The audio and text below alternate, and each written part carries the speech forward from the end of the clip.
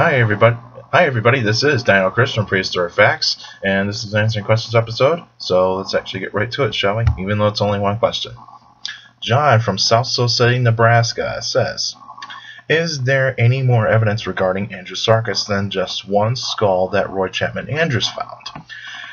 Well, I have actually looked into this, John, and I have actually tried to find if there is any other specimens of Andrewsarchus. And from the looks of it, there are a few other bones of Andrewsarchus, but it just seems that there's just the skull that Roy Chapman Andrews actually found in the 1930s. So I'm not really totally sure if there's any other paleontologists that have actually gone on record in saying that they have found another Andrewsarchus specimen. Because since the Andrewsarchus specimen was actually found in Mongolia back in the 1930s when Roy Chapman Andrews led an expedition down there, and that kind of actually how it is. And I really don't know any other specimens that could be out there. There are reconstructions of some Andrewsarchus, and that's basically it. It's basically artist restorations based on paintings or drawings or otherwise basically real life reconstructions, basically like a life-size model of an Andrewsarchus. So I really don't know. I mean, I really don't know if there are any other specimens besides the Roy Chapman Andrews specimen. And so, yeah, I mean, that's a really good question. I looked into this and really carefully, and I couldn't find that much, really. So I mean, I'm pretty sure there might be a journal article or something like that on Andrewsarchus. They might actually help. And also look into the paleo database. That might actually help a little bit as well, because since that could actually give a little bit more life on how many Andrewsarchus specimens are actually out there, since there are many hoofed predators in the Eocene and all that. So I mean, who knows what's out there. I mean, we'll see what happens. And I mean, yeah, that's basically it, you know. I mean, even though this is a very short answer, I don't know. I don't really have that many questions, any other questions, basically. But I do want to talk about this. Besides John's question, basically, is basically the information that is the new dinosaur news that's been coming out, and so that's actually kind of interesting. They actually found trackways. Now, basically, a duck-billed dinosaur defending itself against a tyrannosaur around 70 million years ago. I mean, that kind of shows that they might have actually had a defense.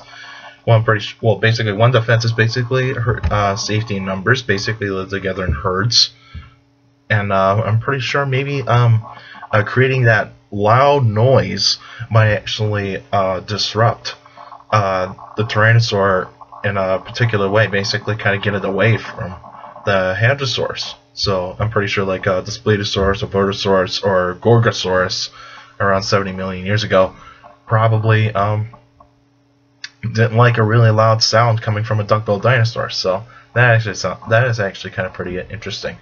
So that and also to the point I actually want to talk about is basically that basically I've actually kind of heard about this in paleontology class about a couple weeks ago. It was basically about ethics in paleontology, basically, and reasons why is this. If you're a fan of dinosaurs, basically, I mean, I'm a fan of dinosaurs, but even though I want to study them for science, but when you actually buy fossils, you need to make sure that you actually have the certification of basically from the seller. basically. If they actually have permission to be on the property, or otherwise, did they actually get it illegally and they're not going to tell anybody about this?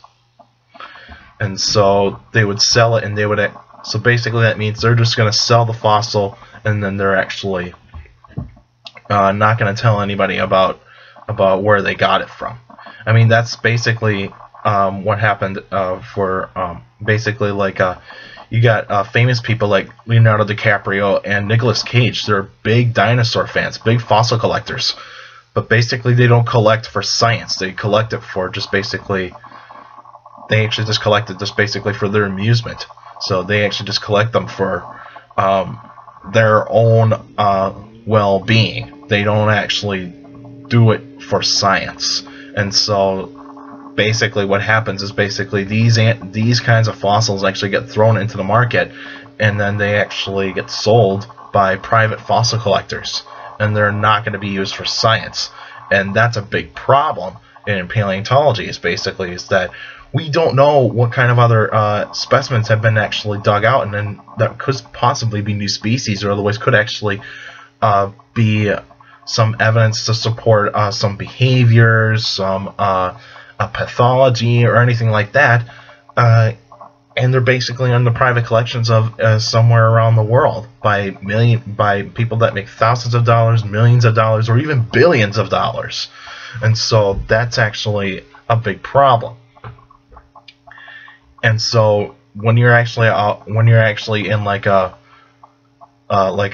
rock and mineral show, and they're actually presenting fossils and they're kind of selling them, ask the person that's selling them. Ask them, where did you get this? And also, do you have certification for this? To collect and actually sell, because that's always going to be the number one thing here. Is did they actually get this fossil illegally, or did they actually get it legally? Basically, they actually had certification to do this. So you need to make sure that they actually have certification for this. And so that's like what happened to that Tyrannosaurus or Tarbosaurus bataar specimen that was actually put into the United States auction.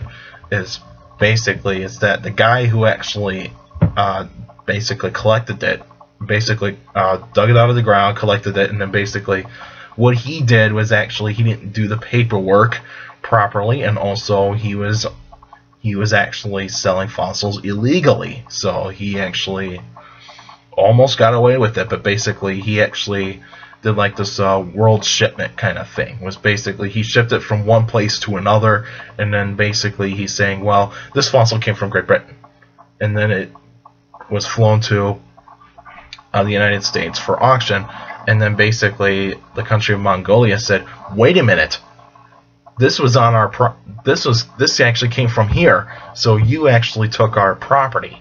And so, but you see, what the problem was is that he actually did not do his paperwork. He didn't take any notes. He didn't actually do the work necessary to actually say that he did actually find it in Mongolia. But basically, he was lying about it the whole time. So you need to make sure that whatever they're selling, and if it's something bigger than actually, like, say, bigger than probably, say, maybe 6 inches. If they're selling something bigger than 6 inches, ask them, did they get this? Ask them questions, basically, where did you get this? And also, is it certified? Because that's what you need to ask. Because don't actually just go out there and just buy, I'm interested in this, can I buy it? And then if you just don't ask questions about it later, then you're going to be in a lot. Then basically you just did something that could be bad, or that could be, you could just done something pretty bad, But even though it's okay to collect minerals, because minerals are actually good to collect, but basically don't collect anything that's bigger than probably, say, a foot. Is bigger than at least 12 inches, because that's a big problem as well. And I do collect minerals. I do collect minerals, and since that it is okay to sell minerals, because it's got to be a good small size. You have to have a smaller size piece of minerals. So that's why I actually got some really good minerals in there as well. I do have a soft spot for minerals as well. And also make sure that if you're actually going to do paleontology for the love of the science, then actually try to actually get a degree in paleontology. Go through like a biology or geology fields. So basically, that's where paleontology is actually going to be in. There are some schools that actually put paleontology in a biology, in the biology departments, and where you actually are supposed to have a geology background. And so that's pretty much how it is. But since I'm in a geology major, and paleontology is basically part of geology, so that's what it is. And so I'm actually loving my class of paleontology. I'm learning a lot, and also I'm actually doing a pretty good thing here. I'm doing my own report, kind of doing a little project I'm actually doing, and it's basically about Tyrannosaur evolution. So how about that? And Tyrannosaurs are my favorite dinosaurs, dinosaur family group, and so that's actually my kind of dinosaurs to look at. And since Tyrannosaurus Rex is always my favorite, and basically I'll let you know how it goes. But even though I'll actually give my presentation in the first week of December, so that would actually be pretty interesting. But also, I'm actually going to get to see some good specimens at the Science Museum in Minnesota, so that'll actually be pretty cool to see, and hopefully that'll actually be a pretty cool thing to actually see some of the cool fossils that they actually have in the Science Museum in Minnesota. All right, that's it for now. And I would let's say next week. I'll do basically a special episode about a certain dinosaur or a prehistoric animal that you want me to talk about. It could be a prehistoric mammal, basically Cenozoic mammals. It could be a prehistoric sea monster, basically a marine reptile, a gigant, or otherwise a shark. Or otherwise, I can talk about like some Permian animals, like some of the mammal-like reptiles or anything like that. But I'm really well known for dinosaurs. But even I shouldn't say I'm well known for dinosaurs. I'd say I have a pretty good knowledge about dinosaurs. So, but even though dinosaurs are my kind of forte, so basically I like dinosaurs. And so next week will actually be a special episode, so choose whatever kind of dinosaur or prehistoric animal you want me to talk about. And also you can send me questions anytime. So if you have a question about dinosaurs or any other prehistoric life, feel free to email me at dinocris71@gmail.com, or otherwise you can actually go on my Facebook page, Prehistoric Facts with Dino Chris. Put your questions in the comment section on any Facebook post. That will actually get me some questions pretty good. And also you can follow me on Twitter at symbol CSGRALL. And I post some pretty cool stuff on Twitter. And also take care of people around you. And also for your younger people out there, make sure to listen to your parents, your teachers, and your guardians. Those are the best motivation you can have for a good education. It's very important to have a good education. With a good education, you get a good job in the future. Alright, that's it for now, and I'll see you guys next week.